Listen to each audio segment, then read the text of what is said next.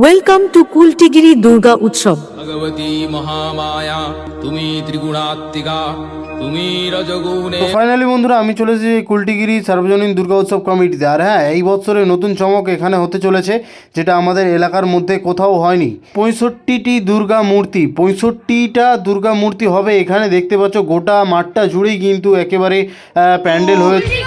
সেই কুলটিগিরি যে primary school, সেই প্রাইমারি স্কুল দেখতে পাচ্ছ, কুলটিগিরি বোর্ড প্রাথমিক যে স্কুল, সেই স্কুলে কিন্তু আমি রয়েছি। আর এই যে মণ্ডপটা রয়েছে, এই মণ্ডপের এটা হচ্ছে মেন মণ্ডপ। এখানে কিন্তু মেন পুজো হয়।